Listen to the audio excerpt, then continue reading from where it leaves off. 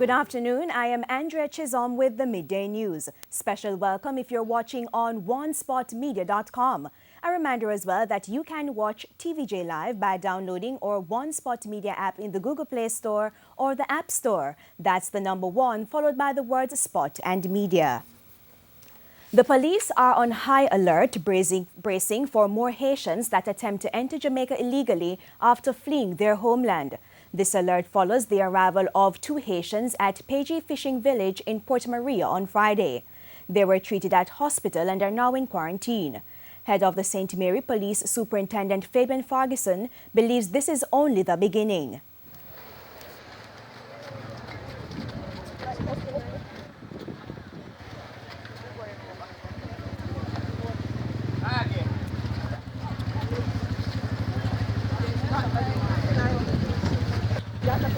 Based on the fact that the UN troops, peacekeeping forces, are now withdrawing from Haiti, we expect that the coastline will be loosened somewhat. So I think we can brace ourselves for influx of Haitians coming this way.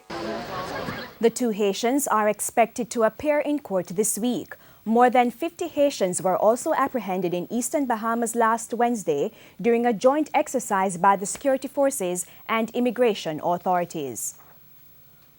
And Superintendent Ferguson says even though there are frequent patrols of Jamaican waters, civilians should also be on the lookout for those trying to enter Jamaica illegally. We have the Marine Division based in Outares. They man the coast from Trelawney up the side, so they do all the surveillance on our behalf. As also, we are very proactive. We have close relationship with the fishing village, and we still have honest people in the country because that's how we got the call. So we are hopeful that whenever there's any sighting of Haitian, they will alert the police, and then we will move in and take control of the situation. With 130 persons killed since the start of the year in traffic crashes, the Road Safety Unit is renewing its call for motorists to stop speeding. Since January 1, there have been 120 fatal crashes. Fatal crashes and fatalities have, however, decreased when compared to the corresponding period last year. Pedestrians account for 26% of road users killed. 29% involved motorcyclists. Clarendon, St. Anne, Westmoreland and St. Catherine account for 55% of the overall fatalities. The Clarendon police have released the identity of the man who was killed in a shootout with their colleagues 4 days ago. He is 32-year-old Carl Godfrey Hales, otherwise called Mark or Fatta. Hales is said to be from West Bay Farm, Kingston 11. His body was found along a train track off Hazard Drive in Maypen following a gun battle with the police. Superintendent David White, in charge of operations in Clarendon, said an AK-47 and a Taurus 9mm pistol along with 44 rounds of ammunition were taken from the scene. The search continues for the other men. The Independent Commission of Investigations Indicom is also probing the incident. The government has paid out roughly $68.5 million over the last 9 months to people who sued the state. Attorney General Marlene Malahufort told Parliament that as at March 31, the amount outstanding was roughly $443.6 million. That's down from over $512 million in June 2016.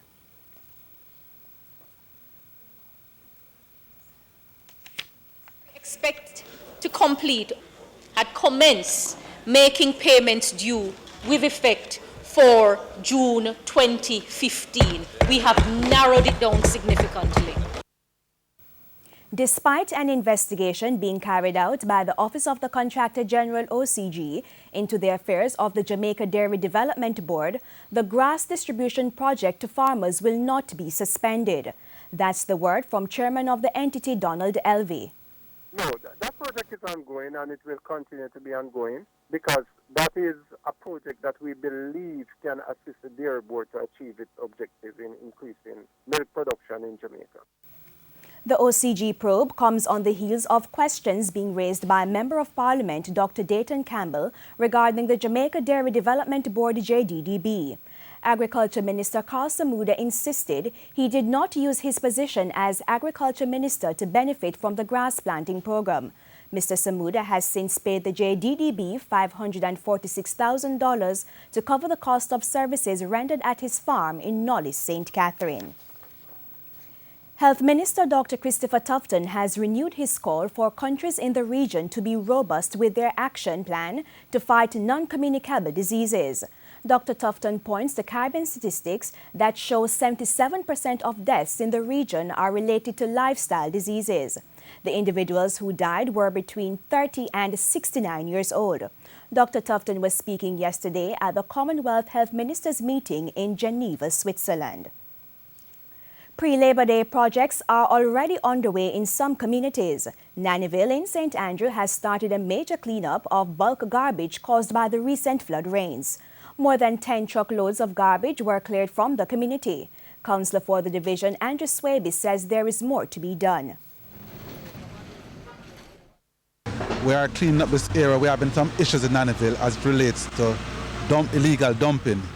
And we have adopted this area where we are cleaning up this area. We are moving the rubbles from people's house, and we are moving the old cars, and we are going to plant it and put it into a nice car park. We are doing some other work in the other part of the division. We are going to make sure we fix up a bus stop on Deanery Road. We are going to deal with the McGregor complex, and we are doing some bushing in other areas. Mr. Swaby also addressed the issue of drains. We are having some serious issues with drainage. Those plastic bottles, and if you have noticed where those plastic bottles, and the heavy rain that have caused, they have just been going into the drains. And these are the things that cause flooding. We are encouraging persons just to dispose of their garbage. We know that everything's not right with National Solid Waste Management, but at least they are guaranteeing us that they are coming into the area at least once per week. Despite public misconception, agriculture is thriving in the corporate area. That assertion from President of the Jamaica Agricultural Society, JAS, Norman Grant, at the annual AgriFest show on Saturday. Kingston and St. Andrew has over 7,000, in fact 7,011 registered farmers on the RADA database. This represents 3.8% of the total number of registered farmers, which now stand at 182,954 at the end of March 2017. Mr. Grant says based on the number of farmers, Kingston and St. Andrew qualify as an agricultural region as they produce a number of crops. The Kingston and St. Andrew produces 8,328 metric tons of the 571,441 metric tons of crop production in 2011, which represents 1.46%. So we are over 1% of the production, so we qualify as an agricultural parish.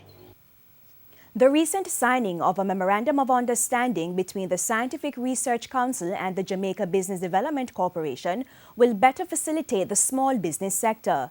The Chief Executive Officer of the JBDC says the agreement will be beneficial to both organizations. Organizations have an interest in participating and stimulating growth in our economy. She also sought to clarify the role of the SRC.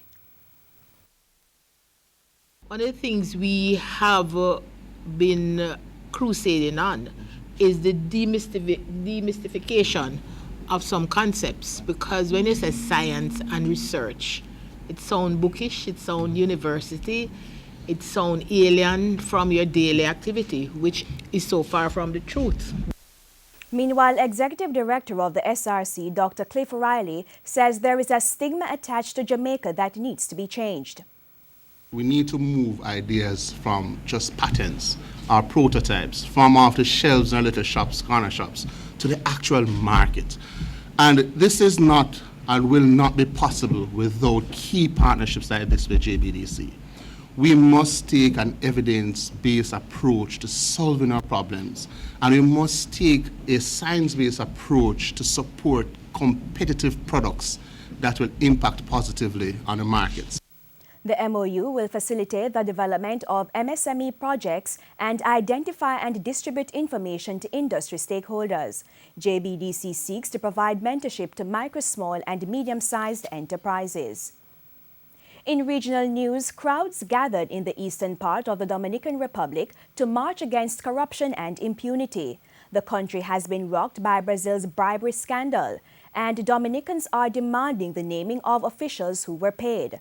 Demonstrators accuse President Danilo Medina of obstruction of justice, claiming he's protecting people who should be held responsible for accepting massive payouts. The government says the names will be released once documents have been fully translated from Portuguese. And that's the Midday News. I'm Andrea Chisholm. Join us at 7 for Primetime News. On behalf of the News, Sports and Production teams, good afternoon.